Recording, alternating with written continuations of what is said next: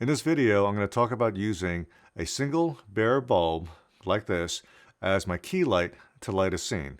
Now, of course, we used other lights in that scene, in particular background lights, and some lights outside so our windows don't turn into black holes, but our primary action was lit by a single bare bulb. So let's take a look at that scene.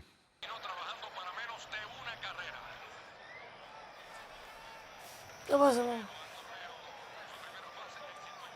Ale, mijo, ¿cómo que tú me pones el guante sucio encima de la mesa? Déjame limpiarme, el favor. Ya, saco esta vaina. Cero pelota. Yo estoy harta, hermano. Que estoy harta de la maldita pelota. Esto se acabó, Ale, ya.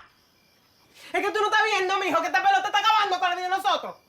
Se llevó a tu pai. Por eso que nosotros estamos jodidos. Tu papá se fue por eso, por favor, ya, Ale. Se acabó.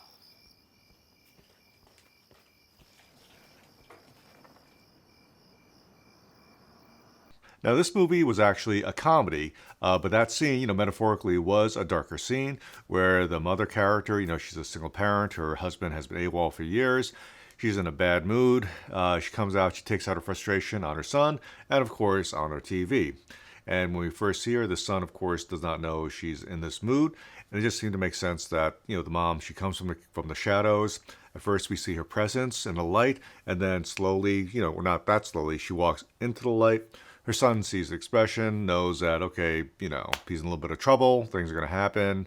Adds a little bit of suspense, a little bit of visual suspense when that happens. So that's why, that just seemed appropriate for that time.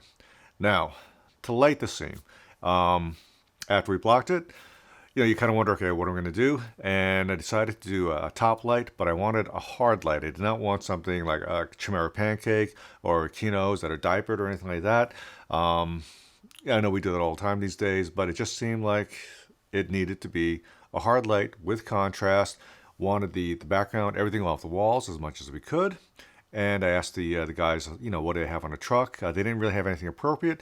So then I asked them, do you have a work light? And they came back with one of these, something very similar to this, just a reflector work light. I said, okay, that'll work. Let's use that. And then we grabbed, a single bulb, like an ECA, like a 250 watt photo flood. And this was our key, our hard overhead key. At least that's what I intended. Now, these lights aren't that big. I did ask them to extend the rim with some black wrap because, the bulb did stick out a little bit. And again, I wanted as hard a cut as we could get it.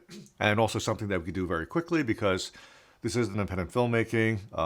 You just don't have time. Now, in this screen grab, we can actually see our key light that's suspended from the ceiling. You can also see, some light peeking out between the black wrap.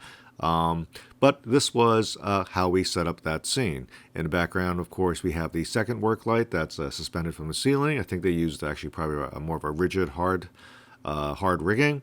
But this was how we lit that scene. Now, I was also probably inspired by what was there. Now, what was there in this house and most of the houses that we saw in this town that we filmed in was up in the ceiling, because most of these houses just had open rafters. So all the way up in the ceiling, there was a single socket CFL, a really dim, like really, really green, really low quality CFL that just flooded the entire room. Now, that was, of course, it wasn't very attractive, it wasn't very appealing, but it was very practical and it was very efficient. And that's what almost everybody used. So I think the overhead light was probably inspired by what was there because they really didn't have a lot of lamps. I didn't see a lot of lamps, a lot of floor lamps or accent lighting. It's just basic living. So single source, hard overhead light. This was one instance where this ended up being my key.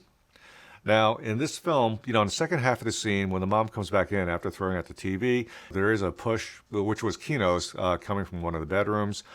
It ended up being kind of like a side key. When I look at it now, I really wish that we had stopped that down by 2-3 stops. So that would just really would have been a kick, a little bit of accent light coming from the bedroom instead of something that bright, just to maintain that overhead hard light source look for that scene, just to maintain continuity with lighting. But again, independent filmmaking, we just gotta go. And, it is what it is. But needless to say, this lighting source, this lighting setup, is inspired by story. And, I feel with narrative filmmaking, the story really dictates almost everything. So we do what we can to support the story. That's lighting. Now, for contrast, this is the same room in a daylight scene, and of course we lit this much more conventionally. Off to screen right, there are the windows there, and they were south-facing, so had the guys set up some 12 by ultra bounces to cover the direct sunlight, because as you know, it's just going to move all over the place. And then we bounced, I think, some 6K HMIs into the ultra bounce.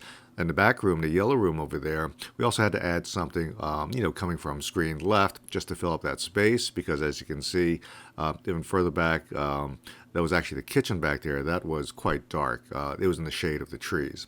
So same room, same movie, just a different part of the script. And this one, of course, we lit much more conventionally.